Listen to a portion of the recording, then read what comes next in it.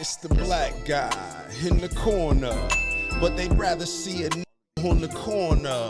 They say I'm stealing Nick's clips like I'm stealing Nick's chick, not knowing that I hit him first week for the lick. I said, Nick, I could post here while you post there. Let's run the ads up, then let's meet up over there.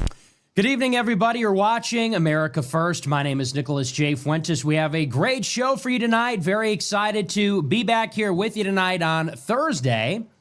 We have a lot to talk about tonight, lots to get into. Big show. And it seems like the news is slowing down a little bit. Of course, our show has been dominated the past week by coverage of the Charlie Kirk murder, which is just over a week ago now. But it seems that there has not been any real new information about it tonight. So we're going to shift gears a little bit and talk about some other issues. Our featured story tonight, we're talking all about the planned TikTok deal. Get a load of this. This is great stuff, guys. You know, for the past week, like I said, we covered the Charlie Kirk murder, and infamously, at this point, as you know, I do not believe that Israel was involved in that tragedy. And that may be novel for some people tuning into the show. We've talked about a lot of Israel's actions and plots and things on the show over the past couple of years in particular, devoted a lot of time to it. I don't believe they were behind that one. But it's now a week later, and the world keeps turning, and we have new developments on other fronts, and, well, it's right back to our regularly scheduled programming, because tomorrow there may be an announcement about a brand new deal which would resolve the issue of TikTok. And that deal, of course, the issue is that TikTok is owned by their parent company, ByteDance. And that parent company is headquartered in China. This has been the subject of many misgivings from the U.S. security state. They say that because the company is headquartered in Beijing, that it would be subject to data retrieval requests or surveillance by the Chinese government. TikTok, as a mobile application, is extracting data from mobile users, from their devices, potentially from other applications, camera, microphone. And the concern, at least the nominal concern, is that if all that data is over there in China, then the Chinese Communist Party will assuredly have access to it either legally or clandestinely, and that presents a national security threat. So for the past actually 5 or 6 years, even though the TikTok ban came from Congress only a year ago, for the past 5 or 6 years, there's been an ongoing discussion about how to resolve the issue. Under the Trump administration, there's been several deadline extensions to keep TikTok active in America while they work out a deal with China. Well, it seems that there is now a framework agreement whereby the Trump administration will keep TikTok available in the United States, and how they will do that is they will force the acquisition of TikTok by a consortium of U.S. companies. Now, if you had to take a wild guess, I don't know, if you were to take a stab in the dark, take a wild guess at just what kind of billionaire running a Silicon Valley company will be the largest new stakeholder in the fastest growing social media platform in the world. If you guessed Jewish Zionist, well, you would be correct, because it has been reported all week that as part of this, and it's tentative, but as part of this tentative framework agreement, the lion's share of the 80% stake in TikTok, which will be acquired by American companies, will be held by Oracle. Oracle is owned by Larry Ellison, who was made famous by being the largest private benefactor of the Israeli Defense Forces. A personal friend of Netanyahu who has historically given tens of millions of dollars, some of the largest private contributions directly to the IDF in Israel's history. Yes, he will now become the owner of TikTok, which is just great. And it tells you a little something about maybe the real problem with TikTok. They say, and they have said for years, what is the problem with TikTok? They say, Chinese spyware. That's the problem.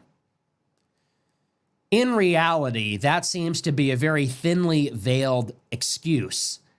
The real reason that there is so much pressure on TikTok right now, if you have paid attention to the actual timeline of this discussion, seems to have a lot more to do with the fact that TikTok is not governed by the same kinds of political pressures and influences that the other social companies are that are headquartered in America. And as such, for example, during the Israel-Palestine war, the pro-Palestine narratives have been far more popular on TikTok than any other platform, and it's not even close. And now that everything is all said and done or nearly completed, I think that's pretty clear. So we'll talk all about the regime change at TikTok. That's sort of the story over the past couple of years, is just regime change over every institution. Regime change in America, regime change in the FBI, in Syria, in Iran, in Lebanon, at Harvard, at Columbia, at TikTok. In Germany, the story of the world in the past few years is this ceaseless regime change towards forces that call themselves different things, American, Republican, conservative, but they seem to be bringing with them a poison pill, maybe a hidden agenda. So we'll talk about that. We're also going to talk tonight, we're going to pick up a little bit where we left off yesterday and talk about the Trump administration's plans in the wake of Charlie Kirk's murder last week. And we're going to focus in on a little comment that was made a couple of days ago, which I do not like at all. And it's not surprising. No shocker here. But of course, in the wake of Charlie Kirk's assassination, there has been a major effort to punish the left. The FBI's suspect in custody, by all appearances, seems to have been motivated by a left-wing political ideology. Whether you believe that or not, whether you believe that Tyler Robinson was the trigger man, or maybe you believe the real trigger man escaped through a trap door or was teleported by a warp device, snuck away after carrying out the execution with a palm pistol. Whoever you believe was behind the murder of Charlie Kirk, what we do know is that thousands and thousands of leftists celebrated the murder. Now the Trump administration is looking to crack down on some of those people. We've already seen it, designating Antifa a terrorist organization, FCC leaning on ABC to get Jimmy Kimmel punished or terminated from his late night show. And all of that, I think, is actually fine. But the rub, and the one thing I didn't like, was a remark by the Attorney General, Pam Bondi, who a couple of days ago said that the DOJ is now going to move against hate speech. And I don't like that one bit. And I think there's really a fine line. If private citizens want to take videos and social media posts, which these dirtbags voluntarily posted themselves, celebrating what is political terrorism, and if they acquire those videos and send them to those people's bosses or employers and their employers fire them, I think that's one thing. I think that's pretty firmly on one side of a very clear line. But when the government, as opposed to private citizens, starts to talk about penalizing hate speech as opposed to inciting political violence, that's a whole different animal. It's government-backed as opposed to some sort of spontaneous organization. It is motivated to crush speech, which could be very broad as opposed to strict incitement of violence. And I didn't like that one bit. Now, Pam Bondi, the Attorney General, she's backed off that remark. She clarified it and said, that's not what I meant. It doesn't matter. I don't like that she said that. And I don't like what the DOJ has been saying, because there's also been some reporting that says their Trump administration's preparing an executive order that might look at hate speech. And this has been the pattern of this administration. We want them to do one thing, and they seem to always steer that into the same direction every single time. You want the Trump administration to deport illegal aliens, they deport people criticizing Israel. You want the administration to shut down anti-white policies at Harvard, they shut down any curriculum at Harvard that criticizes Israel. You want the administration to have free speech on TikTok, they ban criticism of Israel on TikTok. I'm noticing a pattern here, and it wouldn't surprise me if this fell into that pattern as well. So we'll talk about that too. Should be a pretty good show. Before we get into it, I want to remind you to smash the follow button on Rumble, smash the like button, leave a comment. Let me know what you think. Before we get into the show, I do want to talk a little bit more about this whole Charlie Kirk assassin blame game. And I want to, in particular, expand on something that I posted on Telegram earlier today, on my Telegram channel. I have seen this sentiment throughout the past week. Of course, as you know, it's been very controversial on this show that I do not believe that Israel killed Charlie Kirk. And I've been debating people about this on Twitter and in the super chats and in group chats and on the show. And you're entitled to believe what you want to believe. Your interpretation of the facts, you're entitled to that. I don't believe it. I don't find it convincing. But I gave you all the facts on Monday. We went over that interpretation with rigorous detail. I think I steel-manned the position to the best of my ability on Monday. Now, you can think what you want about it. I'm not convinced. With that being said, and I said this last night a little bit too, but I want to expand on it just briefly tonight before we move on into some of these bigger news stories. One sentiment which I have seen on social media over the past week, which has become very popular, whether you think this is a conspiracy or whether you think the FBI actually has the shooter in custody, I have seen the sentiment on social media which says something like this: if you are talking about the right and the left in America, the ideological right wing and the ideological left wing, if you are talking about the right and the left wing in conflict, in tension, especially as it pertains to the murder of Charlie Kirk, people say that that is a fake or a false or an artificial paradigm. That's a fake matrix. To talk about right and left, to speak in these terms, to talk about the right and left being set against each other, they say that is a fake battle, that is a fake fight that is being set up by more powerful forces, they say, like Palantir, Israel, the Jews. And I've alluded to this on the show over the past week, but again, we'll expand on it a little bit tonight. There is no doubt in my mind that these cleavages and tensions are exploited. And we see that all the time. For example, the frat bro uprising might be the best example of this. Last year, you had all these big pro-Palestine protests at UCLA, at Columbia, at Harvard. And in order to galvanize the public against those protests, the right wing and conservative media tried to reframe them as right versus left. Instead of pro-Palestine versus pro-Israel, they reframed it into a generic, patriotic, conservative rally against a anti-American left-wing rally. And they did that very cynically because they knew that they could rally young white men to a generic conservative cause, that this is just generic anti-left. It's about waving the American flag. It's about being a frat bro. They knew that was more compelling and that was actually more actionable than to try to turn everybody out to protest in favor of Israel's genocide. And I thought that was a perfect example of that.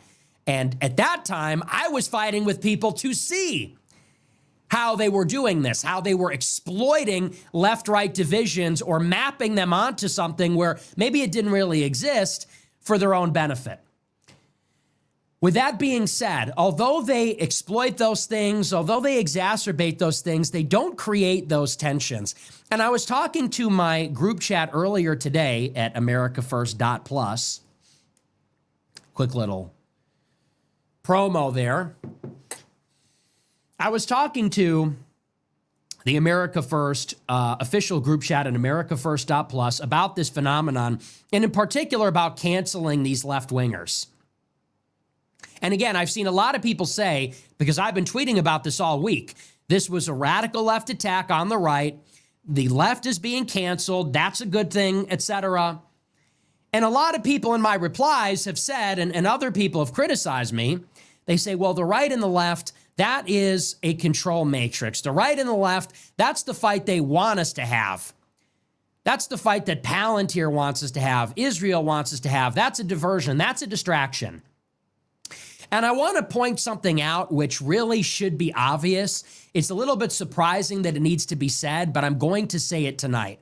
This is just a moment of clarity, and I'm going to dump some ice cold water on some of these people that have been overdosing on the conspiratard thing, people that got red-pilled 10 minutes ago, people that got red-pilled this year. Let me tell you how it is, okay? Charlie Kirk is dead. We don't know who killed him. As I've said strenuously, what we do know is that people are celebrating. That is real. Peter Thiel did not make them celebrate. Alex Karp did not make them celebrate. Netanyahu did not make them celebrate. Tens, maybe hundreds of thousands of leftists, and that's who they are, celebrated that Charlie Kirk was brutally, publicly executed in front of his fans and the whole world. They did that of their own volition. Now ask yourself, why? Is there even one person celebrating? What motivates that? Why do you think that black men, black women, Hispanics, white cucks, and white dykes, why do you think all these POCs, militant, progressives, communists, liberals, why do you think they're celebrating that Charlie Kirk got killed? Do you think they're celebrating because, once again, they're agents of the surveillance state of Israel? Do you think they're celebrating because Charlie Kirk was a Zionist? Certainly there might be some Muslims that are celebrating for that reason. But by and large, probably 90% of the tens of thousands of Americans on American soil that are celebrating because they are so far left ideologically that they look at Charlie Kirk, a moderate, and believe that he is a Nazi. A Nazi. Charlie Kirk, the Zionist, who may have been undergoing a change of heart. I fully accept that that is a possibility. Nevertheless, he still supported Israel publicly until the end. They believe that Charlie Kirk, a basic conservative, the number one supporter of the Zionist Trump administration, supported the war in Iran publicly, supported the administration's handling of the Epstein files publicly. Charlie Kirk, a basic conservative evangelical, they thought he was so extreme that he's a Nazi. And they believe that if you're a Nazi, the punishment is death. Okay? a collection of militant blacks, Hispanics, other non-whites, liberal white men, liberal women, dykes, gays, trannies. They think Charlie Kirk, with his basic conservative politics, should be killed because he's too radical. And what were Charlie Kirk's politics? That we shouldn't have transgender kids? That we should enforce the border? Honestly, what were Charlie Kirk's politics that were so radical? And they believe because they are crazy, they believe because they are so degenerate, anti-white, anti-American, perverted, sick, they believe that just a basic, ordinary, white male conservative Christian should die because he's not on board with transing kids and white genocide and the rest of it. Now, if they felt that way about Charlie Kirk, what do you think they feel about a guy like me? If they felt that way about Charlie Kirk, what do you think they think about a guy like Gypsy Crusader, about somebody like Tucker Carlson, about somebody like Candace Owens? Candace Owens is like a trad calf. Tucker Carlson is like a white nationalist. At least that's how they see him. They believe that Trump is a Christian fascist Nazi that's bringing Christian fascism to America, that's purging the government and ending elections, and so they want to sentence Charlie Kirk to death. So whether we have Israel, whether we have Palantir, irrespective of that reality, there are still millions of radical progressives in this country that hate you and want to hurt you. And if they have power over you, they will use that power to hurt you. There is just no denying that. Now think about it this way.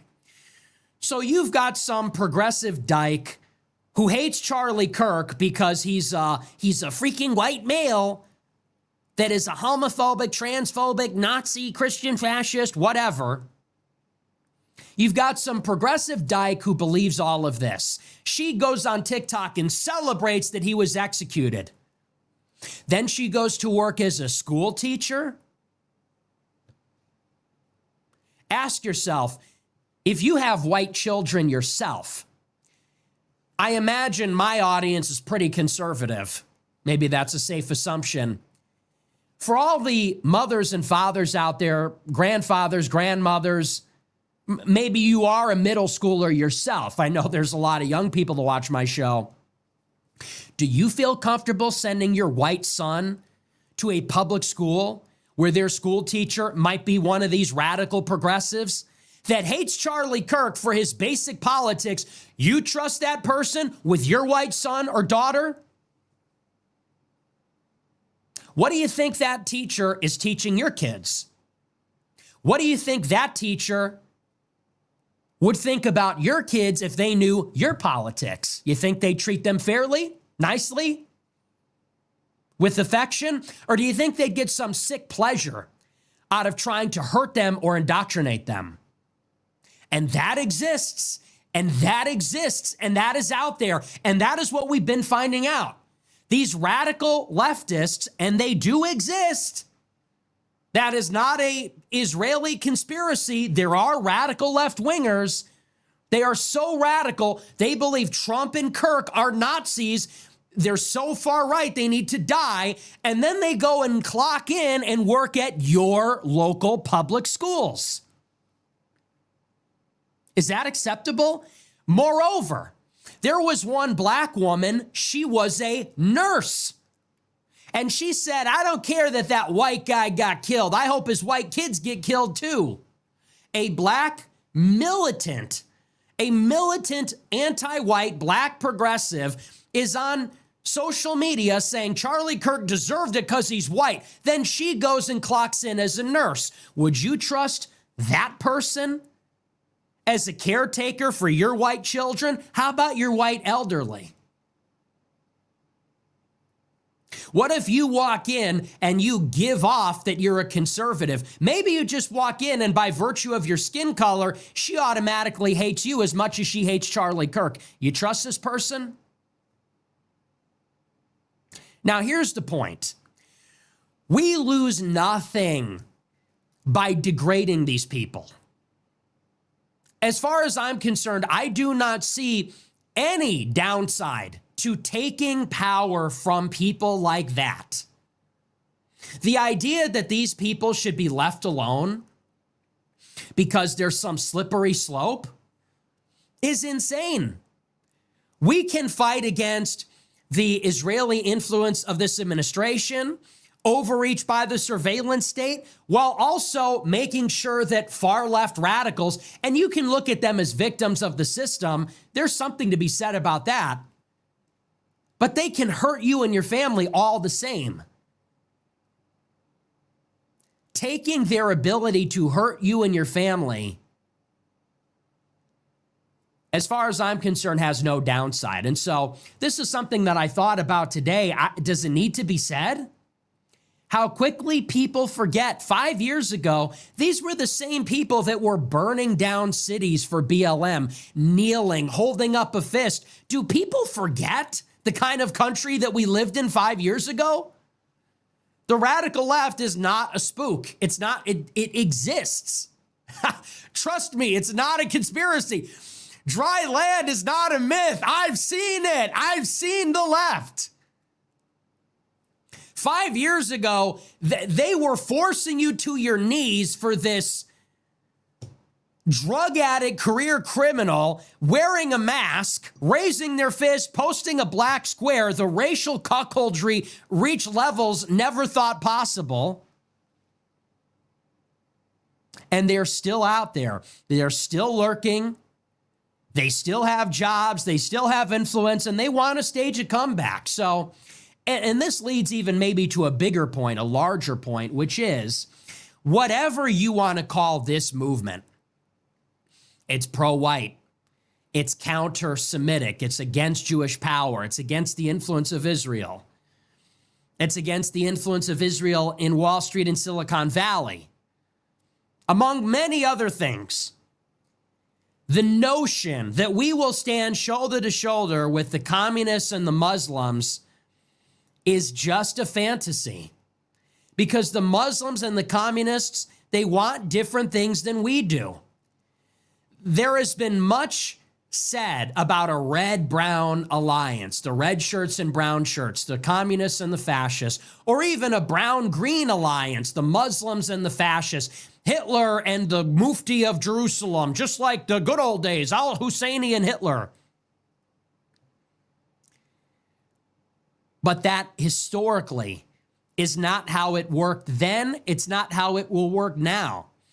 To the extent that we have a movement, it is of the right. And to the extent that there are liberals that sound like us, that might agree with some of what we say on some of these things, they will never be on board with the big picture. Their beef with Israel is that they think Israel's white supremacist. You know, these black and brown bodies, these POC, they hate Israel because they think it's a settler colonialist country. They revere Jewish communists. What do you think people like Hassan Piker? You think Hassan Piker have negative attitudes towards Jewish communists like Rosa Luxemburg? They idolize Jewish communists. That's where they come from. So the idea that people that wish Charlie Kirk death because they think he's a Nazi are going to team up with real Nazis, people further to the right than him, to defeat the Jews on the basis of their being religious and ethnic outsiders, it's just boggles the mind. So, no, the left is still our adversary. It's not fake. And I know that you just got red-pilled yesterday, but trust me when I tell you, it's a multi-front war. This is not me telling you, let's not talk about Israel ever again. We're now culture warriors. I'm not saying that. But this is a very important inflection point right now when I see this conspiratard stuff The notion that there are not radical leftists out there willing to kill you is insane. The idea that Charlie Kirk got shot by some resistance liberal that got radicalized, it's not far-fetched. And to pretend that that's an impossibility, it's just like painfully naive. So anyway, that's that. But I do want to move on. We're going to talk a little bit about that tonight. We'll talk about this story with Pam Bondi and the hate speech executive order. See, this is what I'm talking about. This is that fine line. So this is extremely relevant to the conversation we just had here. I have been vocally supportive over the past week of efforts and ideas how we can use the Charlie Kirk assassination to punish the left. I have been extremely supportive of this for all the reasons that I just mentioned. Why? Because I don't think that professors and school teachers and nurses that hate white people, that think you're a Nazi if you don't want to trans your kids, I don't think those people should have any power over my loved ones, or over me for that matter. I don't think anti-white, degenerate, left-wing communists should have that power over the young adolescents at a college, over the children at a grade school, over the sick, the elderly, children at a hospital. And so for that reason, I believe it is objectively a positive good that there is a private effort to hold these people accountable. And I don't even think that's right wing even. I think that's just common sense, actually.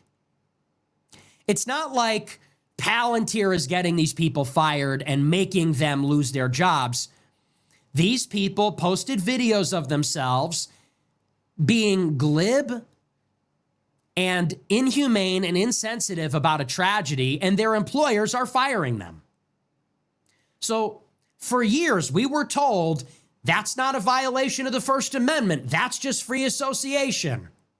If your employer fires you because you're a Nazi, well, that's their prerogative. We are applying the same rules here.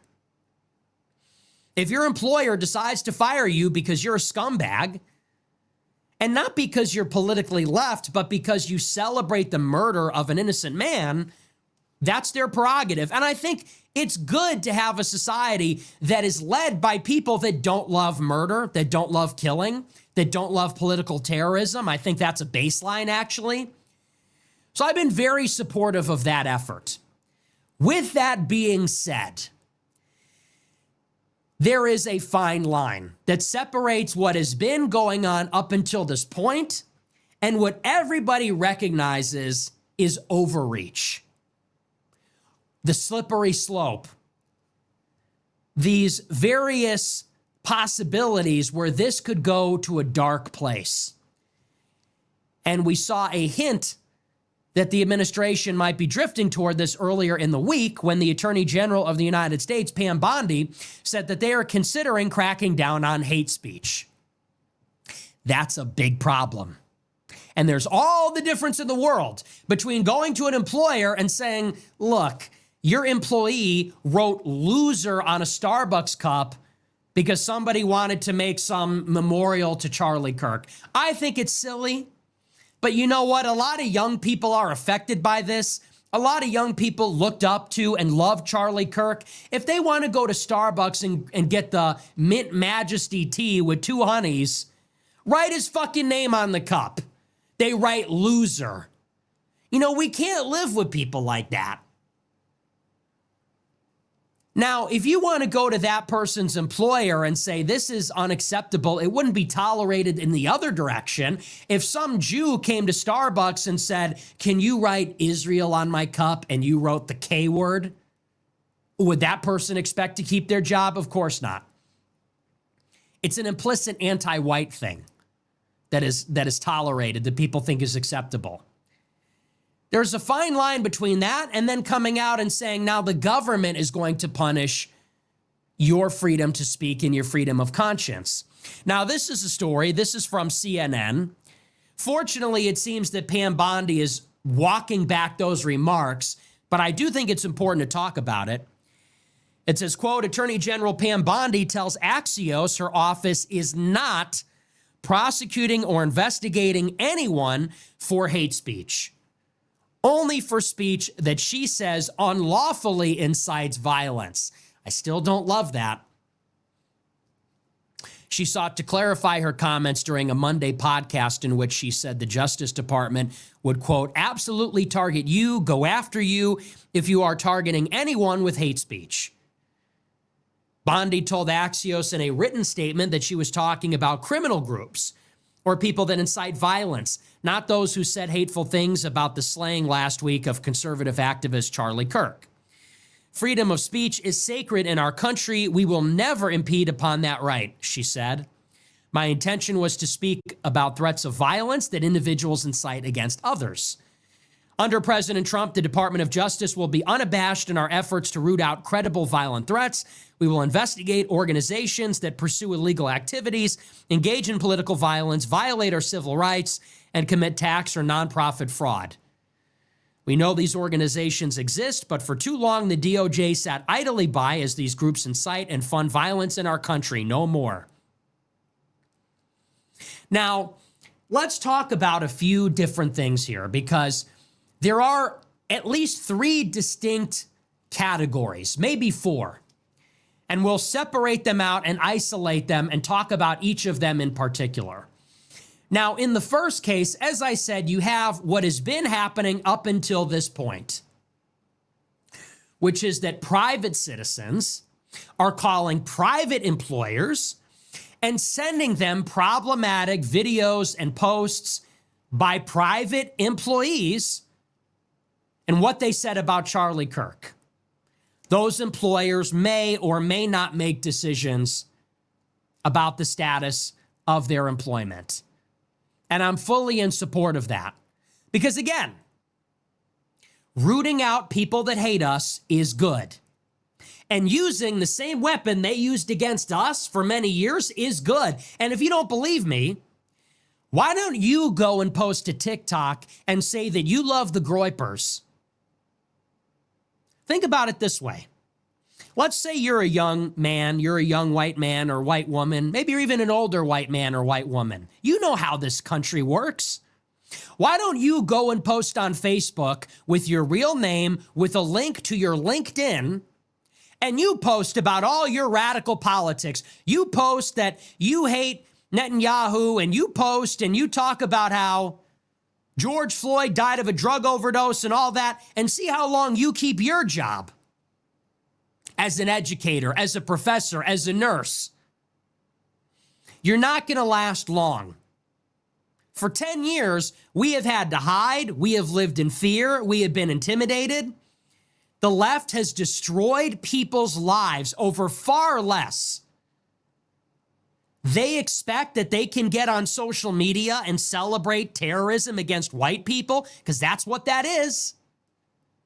On some level, they hate Charlie Kirk because he is white.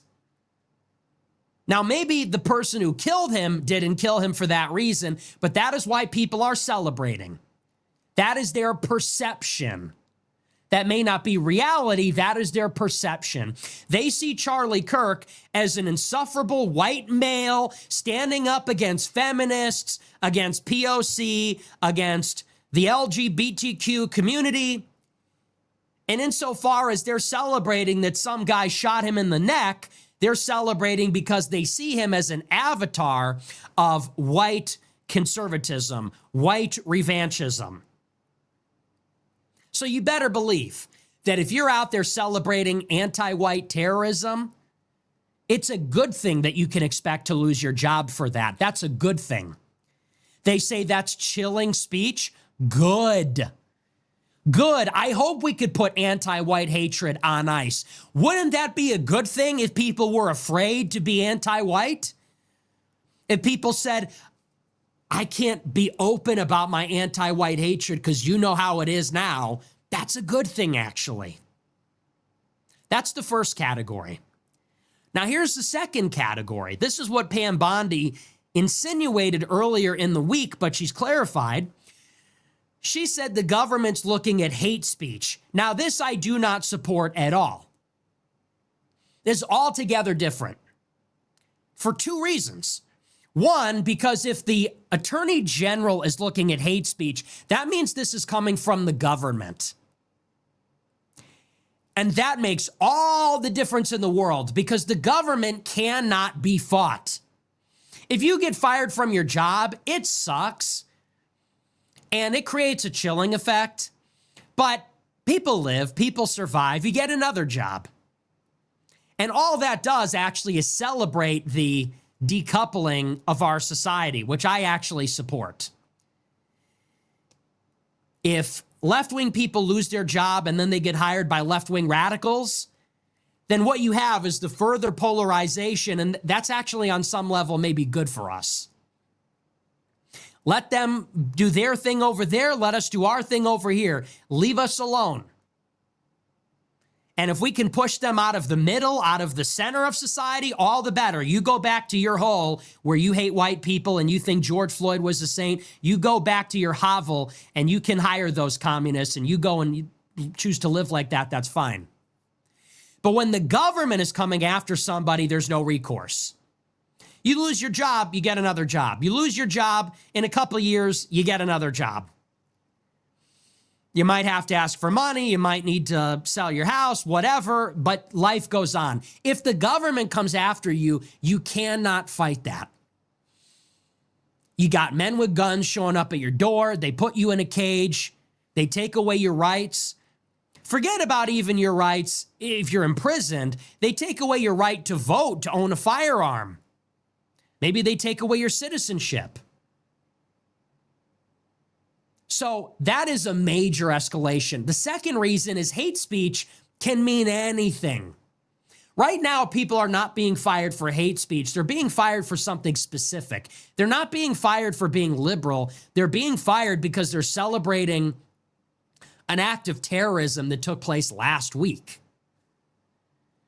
Now, if somebody makes a joke about it in 5 years, should they be fired? I don't think so.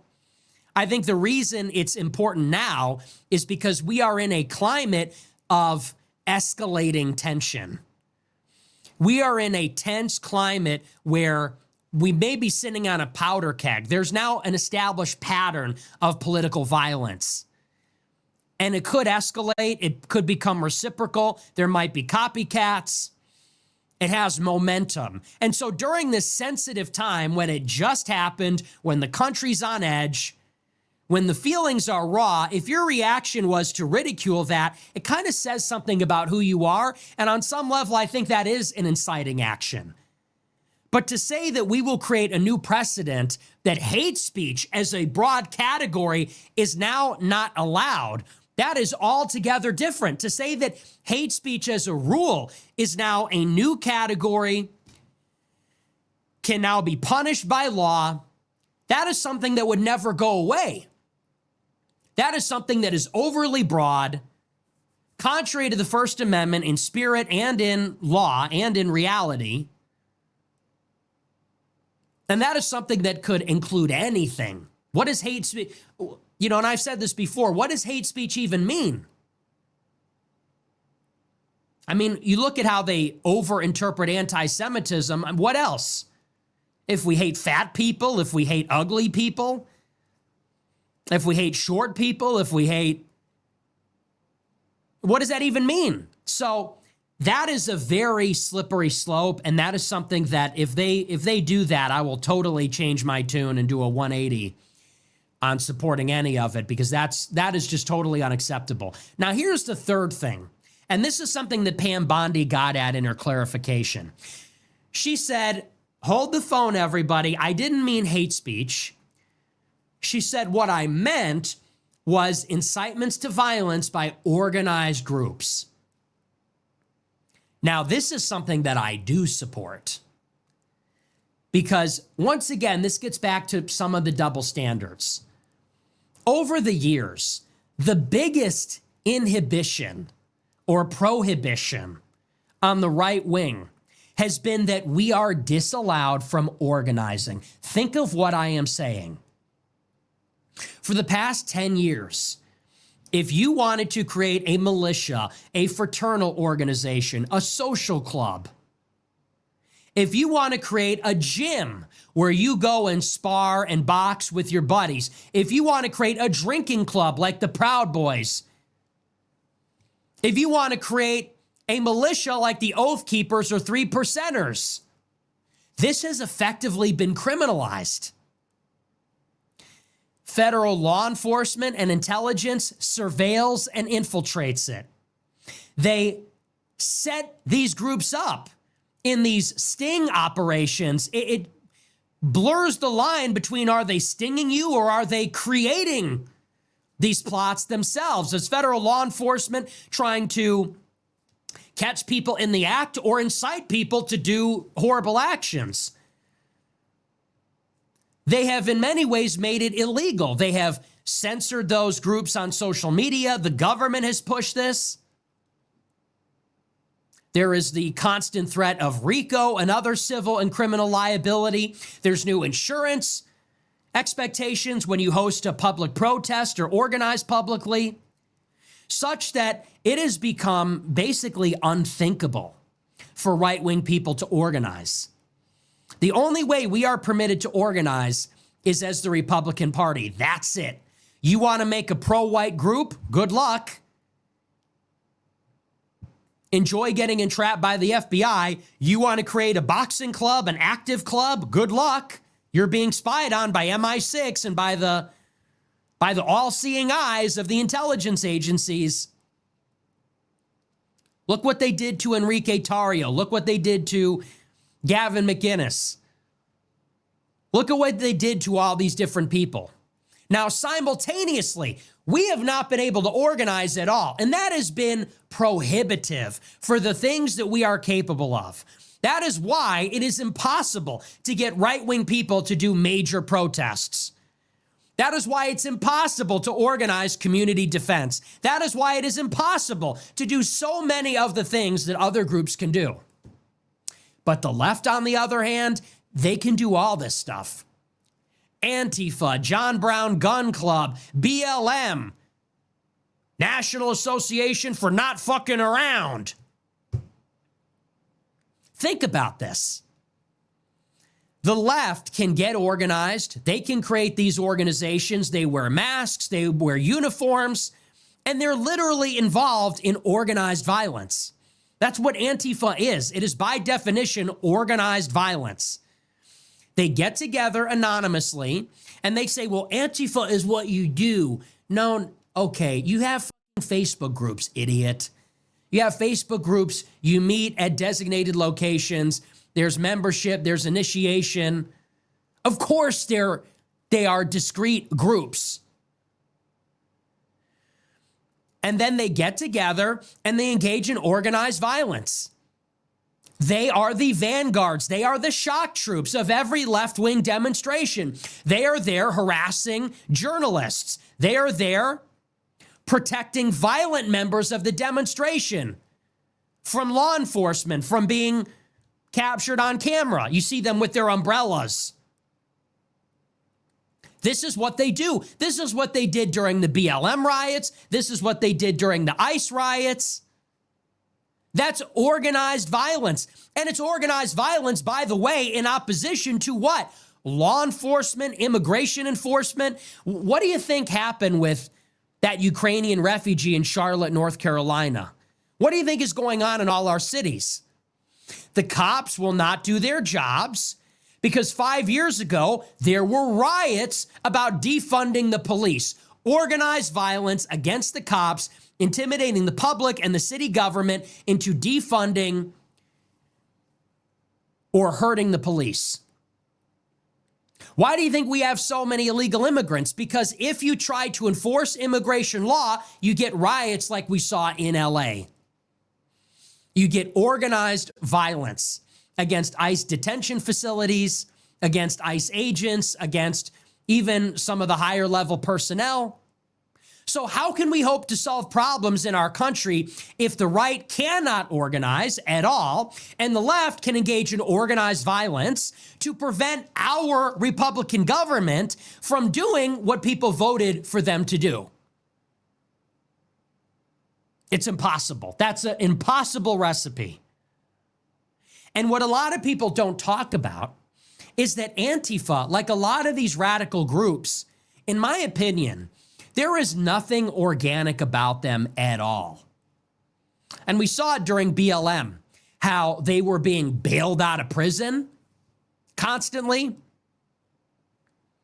We see it in the pattern of their conduct. Antifa seemed to be ever present for many years. And then it was like a switch was flipped. And all of a sudden, they seemingly disappeared. Now you don't hear about them too much anymore. I think it is very clear that they receive funding. They receive direction. It could be by NGOs. It could be by certain billionaires.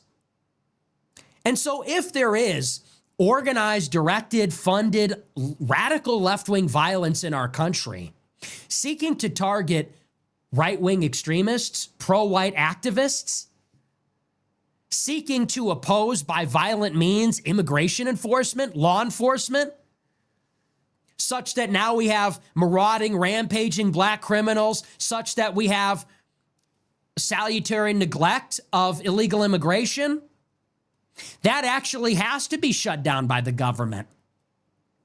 Ask somebody like Gypsy Crusader. Have you ever heard his origin story? Do you even know where that guy came from? Have you been around long enough? I know the lore. I know that Paul Miller, Gypsy Crusader, got basically jumped by Antifa, got the shit kicked out of him, and then he got charged for defending himself. And it ruined his life. Do you know that? This is what I'm talking about. People that got red-pilled yesterday, people that started paying attention to politics this year, people that got red-pilled in 2025, lurk more.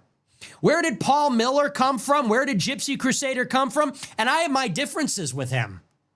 But do you know his origin story? He got jumped. He got fucking assaulted and harassed by degenerate radical communists. He fought back. He got in trouble.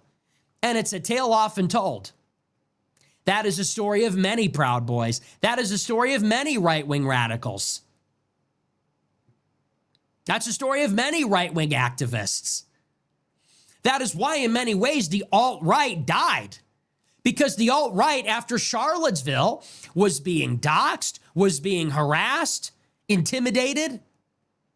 Many of them physically attacked with flamethrowers and bear mace. And now people say, oh, we can't crack down on them because of Palantir or Israel or something. No, that's called leveling the playing field. I got a news flash for you. All the rules that are now being applied to the left, they're already in effect against the right. People say that could be used against us in the future. What are you talking about? That's its current reality. People say, are you so sure we should get these people fired for expressing their views? That's still in effect for all of us.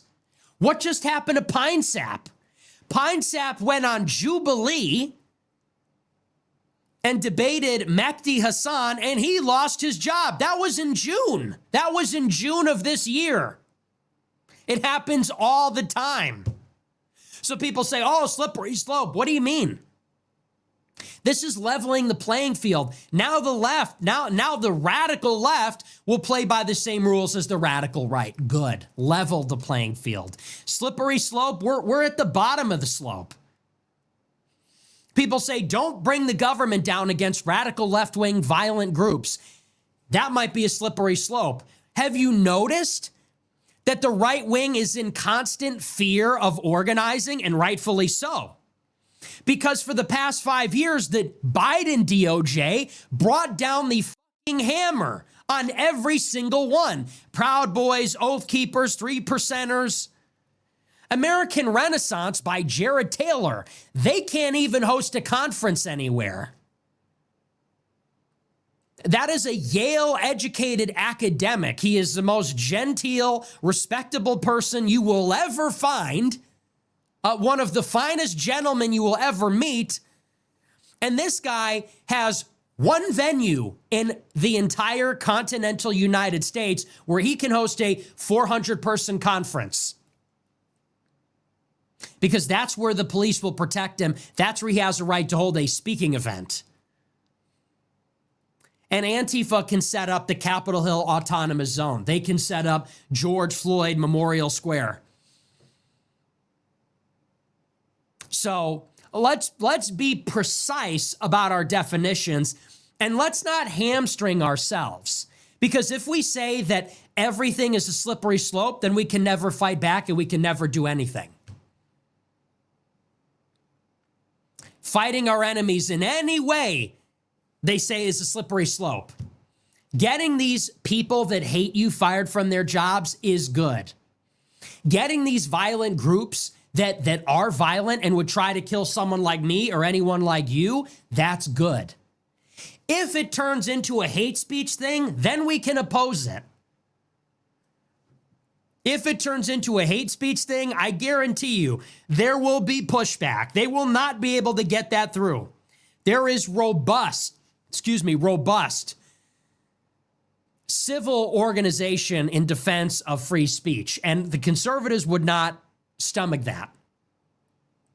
Let's not hamstring ourselves because we're terrified of that happening. And I don't want that to happen. That would be horrible. I would fight that. But I think on the other side of that, on either side of that, going after the employers, going after the radical groups, I think that is totally common sense. I think that is the minimum. And I would say the government should be doing more. It's honestly been disappointing. I had some concern it would happen. I'm somewhat surprised, actually, though. It has been over a week since Charlie Kirk was murdered, and this administration is going to let everybody forget about it. Isn't that amazing? Trump was already over it the day that it happened. By the weekend, he was posting about football. Think about that. His friend, the chief youth outreach coordinator, the bag man for the GOP, he was gunned down in cold blood on a Wednesday. By Sunday, Trump was posting about football. Now he's in the United Kingdom on state business. And in the past week, there has been nothing. We don't have the facts. We don't have a message. Do you know how insane that is? This is one of the most famous conservatives in the world, got publicly executed. Everybody is at a boiling point, and we're not out of the woods yet. You know, knock on wood, let's pray that we are, but we are not out of the woods. Odds are on that you're going to see a copycat. The odds are that there might be a reprisal. Where's the messaging from the top about any of this?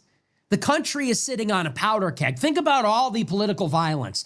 Trump got shot in the head. Someone showed up to Mar-a-Lago with a gun. Luigi Mangione killed the CEO of United Healthcare.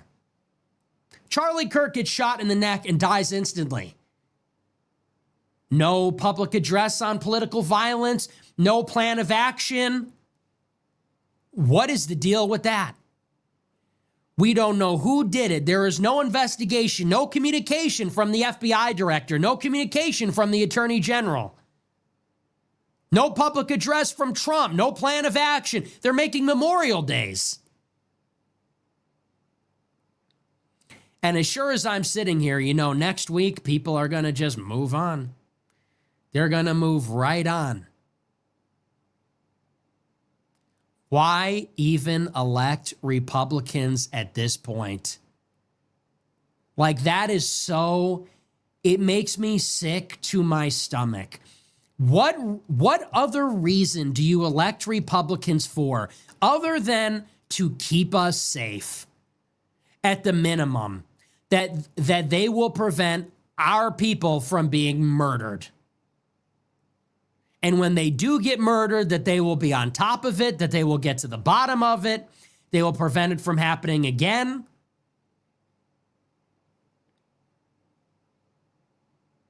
It's unbelievable. It would be unbelievable if it wasn't Trump. And all these like Trump glazers, where are they, man? Where are they? We have this propaganda that Trump is supposed to be our vengeance. You've got 50 days. Trust the plan. Oh, but dude, he's not doing anything. It's been a week. Where's the statement? Where's the plan? Where's the answers? And what's really interesting to me, all these people that believe there's a conspiracy, if there was a conspiracy to kill Kirk, that means Trump and Vance are in on it. No ifs, ands, or buts. If Israel killed Kirk or if some other shadowy force killed Kirk, then that means Trump and Vance are in on it. That means Tucker's in on it, because what did Tucker do after Kirk died? Sat down with Vance. So why is there no pressure against them to release it's like there's an allergy from Candace and Tucker to talk about Trump and Vance. Have you noticed that? Am I the only one thinking this? If Charlie Kirk was killed by a conspiracy, and if he was, I'd be very interested to know. If you're serious, if anyone seriously believes that Charlie Kirk was killed in a conspiracy, do you know how significant that would be? That Israel murdered a U.S. citizen on American soil so brazenly like that? It would be that's a fucking act of war. That would be an act of war. Things could never be the same after that. And if you believe that that is the case, then you must be calling on Trump and Vance to bring it to light. Because if they're not, then that means they're complicit in covering it up. And if they're covering it up, then that means they are betraying America on the deepest level on behalf of Israel. So I'm sitting here wondering, all these people that are talking about this conspiracy, the people that are pushing it, they seem allergic to holding the appropriate personnel accountable. If there's a conspiracy, then there's two names we need to hear, and that's Trump and Vance. Trump and Vance. Where are the answers? Where's the information? Why are you covering it up? Charlie Kirk was Trump and Vance's friend. He was their cheerleader. He was their political ally. He was critically important to their operation. If he was murdered by a foreign state, then the U.S. government needs to be all over that. And they need to tell us, and they need to take appropriate action. But I'm not hearing that. I'm not hearing that. What I am seeing is a lot of gaslighting. And pay attention to this. Now, let me just say a couple of things to preface this. I am open to all possibilities. People say Nick wants to shut it down. On the contrary, I want to open it up. I'm the only one that's been saying that. I want Candace to release the letter that she has from Charlie Kirk to Netanyahu. People are saying shut it down. I'm saying no. The people that are making these claims need to give all their evidence. You need to show your text messages. You need to show the actual receipts. I want to see the receipts. We need to see the receipts. We're not getting those. I'm open to all possibilities. I'm open to looking at evidence. I'm not convinced by what I saw, but I want to see more. And I think we need to open it wide up. But that's not happening. Here's the other thing I'll say about this. I do believe that Charlie Kirk was questioning Israel in his last moments. I don't believe they were behind the killing. I don't think there's evidence to support that now. Maybe there will be later. Maybe there won't be, but I don't see it now. Irrespective of that, he clearly was having an evolution. He was evolving on this issue like we all are. Now, whether he was killed for it or not, that is true. I'll preface it by saying this. With that being said, have you noticed something? The Israel-Kirk connection is being pushed by three people. Max Blumenthal, Tucker Carlson, Candace Owens. Do you know that all three of them have not explicitly said that Israel was behind it. As a matter of fact, they've denied it. Tucker, Blumenthal, and Candace have each said, I don't think Israel had anything to do with it. Candace tweeted yesterday, I never said Israel was behind it. I never said that. How dare you lie and say I said that? Max Blumenthal said in his article, the now infamous article, said, I don't believe they were behind it. Tucker said, I don't believe for a second they were behind it. All three of them are not talking about Trump and Vance. As a matter of fact, Tucker sat down with Vance immediately after. Candace promoted Vance. I haven't seen Blumenthal say anything about Vance. So what they are doing, though, is fanning the flames and inciting people that do really believe this. They have been whipping everybody up for some reason. I don't know why. They have been shoehorning in this narrative that, well, Netanyahu didn't like Kirk, Kirk didn't like Netanyahu. I believe that. They've been whipping up an audience that does believe Israel was behind it. They won't say it themselves. If Israel is behind it, then you need Vance to look into it. If he isn't, he's covering it up, yet they're sitting with him and memorializing Kirk together. And there's something very strange about that. And I'll tell you why. Because if you're gaslighting your audience about that whole topic, then you need to come right out and say, honestly, do you believe they were behind it or not? You can't play this game where you insinuate Israel killed them, and then when you're pressed, say, oh, no, I don't believe that at all. Really? Because your whole audience does.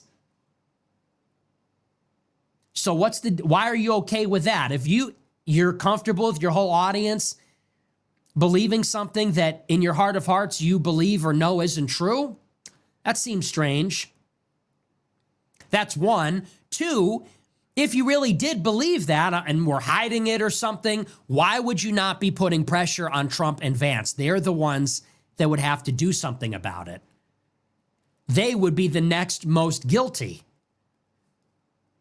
If there is some conspiracy to kill Kirk outside of the left-wing people that pulled the trigger, the group that knew about it in advance or the left-wing trigger man, whatever, if you think there was some international conspiracy, then those are the people that need to get to the bottom of it. And if they're not, that's kind of the problem. Wouldn't you say? So there's some strangeness surrounding that. If you thought there was international involvement, that is who you would talk to. There would be a nationwide effort. With the large audience, you would be saying, call on Trump and Vance to get to the bottom of it. Trump and Vance are the president and vice president of the United States. They control the DOJ. They control the FBI. They control the NSA. If there were 12 Israeli mobile phones at that site, if there was a private jet that escaped, if there was something going on, you know who would know about it? Donald Trump and J.D. Vance. Why are you not using your audience? Why are you not mobilizing your audience to create public pressure against them? You can make a stink. You can make a lot of noise. J.D. Vance has already been forced to address the conspiracies, but he is not being forced to give a statement on it himself. Think of that. The people who want us to believe there's a conspiracy have an audience of hundreds of thousands every day. So much so, it's creating problems for the U.S. government, for Turning Point USA, such that they have to address it.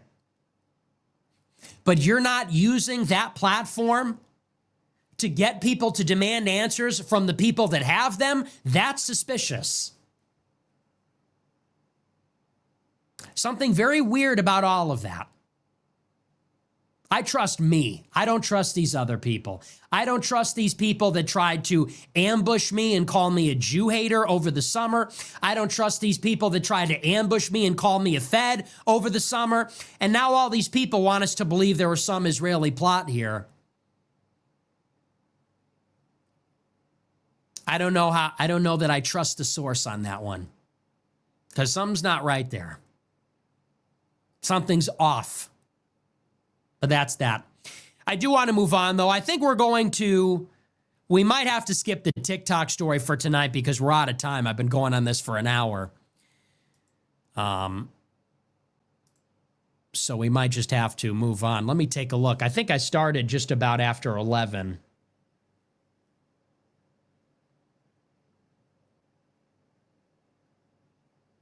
Oh, yeah, I've been going for an hour and 20. So we're going to move on. We'll save the story about TikTok for another day.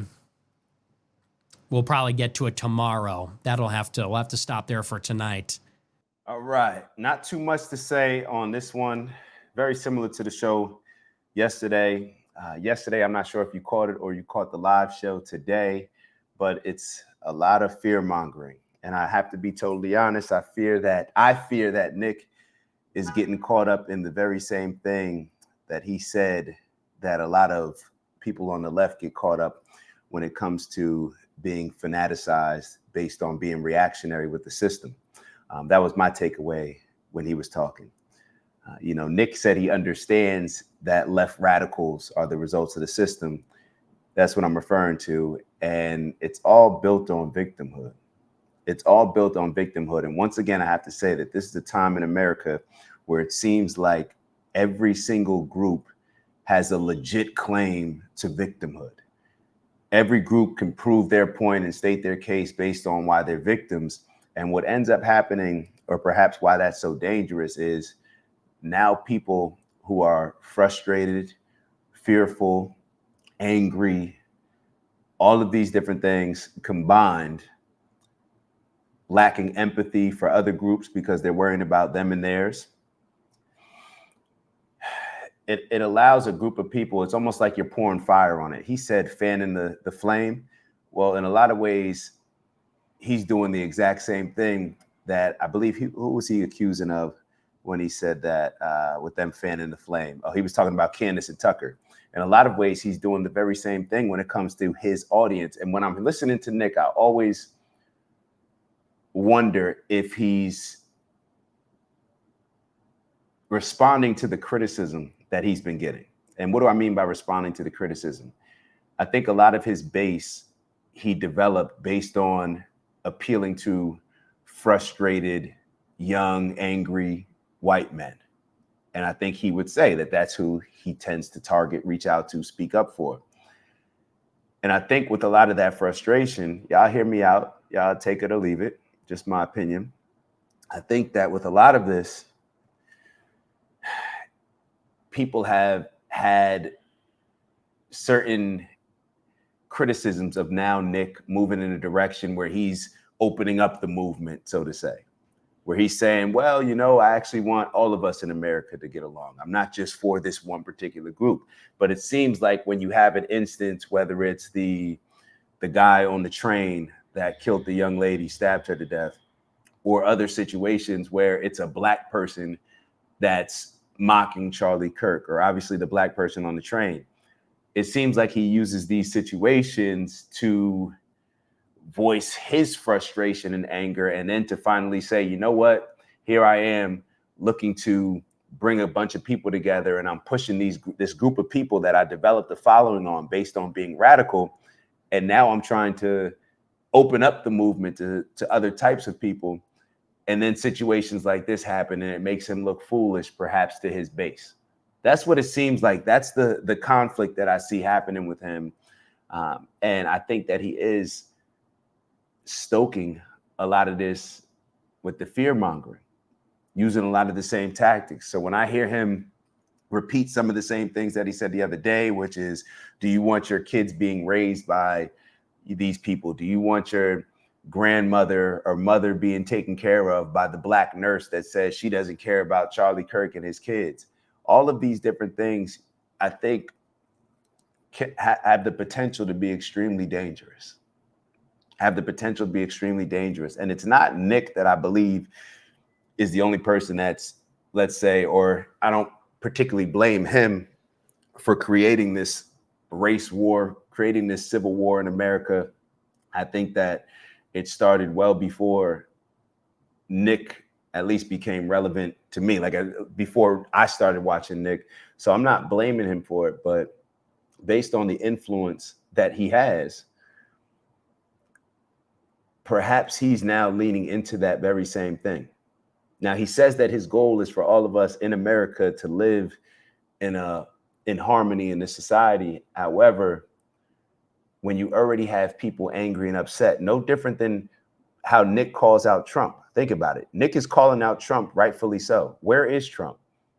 His best friend just died. One of the most popular conservatives' voices just got assassinated for the world to see in a very graphic way. And not only did Nick reference that he was talking about football on Sunday, but even when he was asked about Charlie Kirk's death and how he's responding to it, Trump kind of he started talking about the ballroom that they're building. It's like, Trump, get out in front of this. Be a leader. We need a leader now more than ever. The country is divided. The country's divided. People are pissed off. People are angry, frustrated. It's almost like they're trying to brew something to where people agree, or, like, hey, we need a purge. And then the Purge movie comes to fruition. It's like, what are they trying to create? Are they trying to create so much chaos to where we get to the point where we all agree that we need a night of violence? Like, I don't know what it is. I don't know what it is, but I always think back to, the conspiracy theories when they say that a lot of these movies, they're not just movies, but they're actually either predicting the future or kind of easing us into accept what is to come in the future.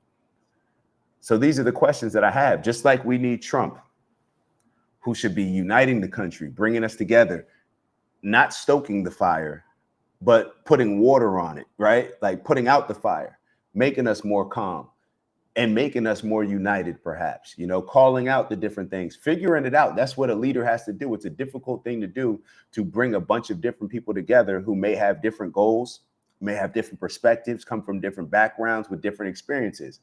But that's the job. So the same thing that I would direct to Nick Fuentes. Now, Nick Fuentes, we may say that his goal or his assignment is not for the entire country. It's just for a small population or a specific population. That may be true. However, hearing the things that I hear from Nick, it seems like he has goals outside of that. He has goals outside of just doing what's best for the youth that are that feel that they have been left out of the American dream, the young white men that are Christians. Like, I think that, correct me if I'm wrong, I'm just going based on the things that I hear. So I just don't know if this helps. I don't know if this helps. I don't know if during times when people are already pissed off that it helps you or it helps the country. Maybe it helps you because you can feed into it and, gain more fans, gain more of a following, more passionate group of followers.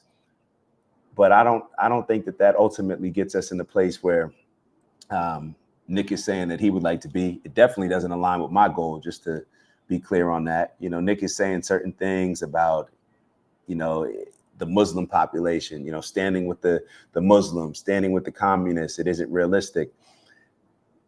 I have to admit that when I say that I strive for the greater peace, and that's the goal that I would like to achieve, if I didn't believe that was possible, then I wouldn't have it as a goal, to be totally honest. Like, once it's a goal, no, I believe that it's possible. So me and my mindset, believing that this is possible, I know that that's going to take bringing a lot of different types of people together, bringing people who may have a communist mindset together with a capitalist, having lunch, having dinner, and figuring out like, oh, this is my perspective. This is your perspective. Oh, I see why you see it that way. How can we figure this thing out together? Right? We're advanced in every other area of life, but for whatever reason, we can't come together and figure out different things. We can't even get together and talk. Maybe that's the first step. Maybe not figure out the solution, but let's just say, hey, let's just address this first step of us getting in the same room. Let's us figure out, hey, what's a goal that we can work on together? Let me learn about your background. Let me learn about why you're pissed off, why you're frustrated. So when we say that we can't sit down with Muslims, or Nick says that, not we. When Nick says we can't come together with the Muslims, we can't come together with the communists, it actually makes me ask a whole bunch of other questions. I don't want to get into the religion conversation, but perhaps this is why when we have Christian nationalism with Islamic nationalism, whatever you want to call both of them, perhaps this is the areas that we can improve in when we're just pushing for one particular group based on that religion. When all of the religions are supposed to, I assume, y'all tell me if I'm wrong, are supposed to give us the best way to live in harmony as children of God. So I would assume that that includes everybody. So to me, we can sit here and say, well, that's not realistic, but isn't it kind of ungodly to just have something designed for one particular group and say we can't work with them right now? I don't know. Maybe I'm being a bit naive, perhaps, but there just seems to be a different way that we need to move in, because I'd ask y'all, are you being naive? Are you being naive in thinking that we can have a certain level of nationalism or just be for this particular group and think that that's going to actually achieve harmony somehow in this world? Look at where we are right now. We've done the segregation. We've done the separation. We've done the victimhood by this group, that group, this group. And now we've landed in a place where everybody feels like they're victims. Everybody's selfish. Nobody has empathy for the other person. So what's the answer? To show less empathy. That group's not showing empathy. All right, well, now we won't show empathy. Now we double down. Now it just radicalizes, continues to compound more and more. So, and let me be very clear. I understand the response and why people are frustrated. I understand the tough position that Nick may be in, and he's frustrated. I understand all these things, but what I'm saying is, okay, let's figure it out. Let's not just go to the emotional response. Let's figure out how we can do something that maybe has never been done before. But that doesn't seem to stop a guy like Nick in doing anything else or trying to do anything else. Let's figure out a way. So then he went into discussing the speech with Pam Bondi. And another thing that I want to point out, which I show a bit of grace to Nick for, is the fact that he's had people already come to his house with a gun. I haven't had that. So I also understand that Nick is in a different position as far as people knowing him, people disliking him. You know, the same way that a lot of people love him, obviously we can draw the conclusion that there's a lot of people that probably may not feel great about him. And the other person, Charlie Kirk, who leads the youth in his direction, you know, Nick is right there. So I'm sure there's a certain level of fear that's built up in Nick that I can't truly appreciate because I've never been in that position. I can sit here in this position with the small amount of followers that I have, relatively speaking, to Nick, and have a certain level of fear, just being totally honest, with certain things that I may say. You know, it's I'm still going to say it, but there's still things in you that, you know, puts a little bit of a pit in your stomach, or you never want to come across a certain type of way where you're making people angry and upset. I want to get my point across. Let me talk about me. As much as I want to get my point across, as much as I want to give my perspective, my truth, right? As much as I know that that may offend some people and that may be necessary, I do not want to anger people to the point where they're having these thoughts about me that are going to lead to a violent situation. I don't want that.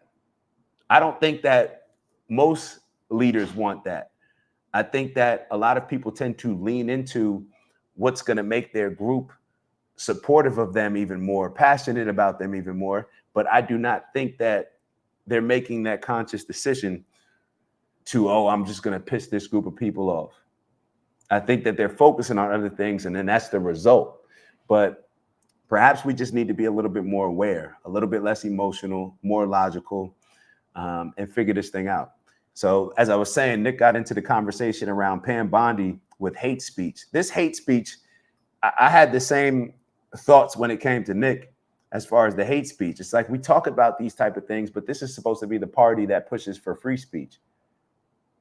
Like, aren't the Democrats and liberals supposed to be the ones that are censoring people, whether it's Jimmy Kimmel, whether it's anybody else? Like, I thought that was supposed to be something that the Democrats and liberals were pushing, not the conservatives, not Trump, not his team.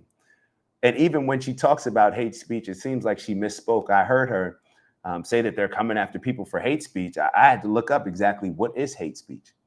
And the definition, shout out to ChatGPT, says hate speech usually refers to speech that attacks or demeans a person or group. Hold on, I just lost it. Hold on one second. Just lost it. All right, so hate speech usually refers to speech that attacks or demeans a person or group based on characteristics like race or ethnicity, religion, national origin, sexual orientation, gender or gender identity, disability. Under the First Amendment, most hate speech is not illegal. Even offensive, racist, or bigoted speech is protected unless it falls into a narrow category like incitement to imminent violence, true threats, harassment, and or stalking.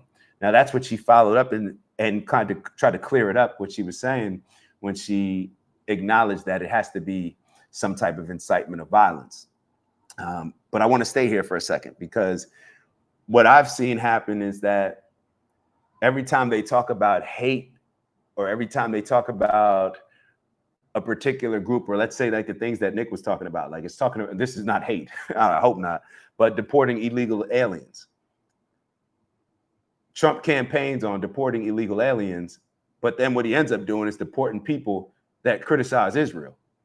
He talks about, he campaigned on stopping these anti-white policies, like at the colleges, like Harvard, I believe Nick used as an example. But what they end up doing is shutting down any curriculum that criticizes Israel. And it's the same thing on the college campuses with them deporting students that criticize Israel. They push for free speech on TikTok, but what they end up banning is criticism of Israel on TikTok. All this censorship seems to lean in one direction.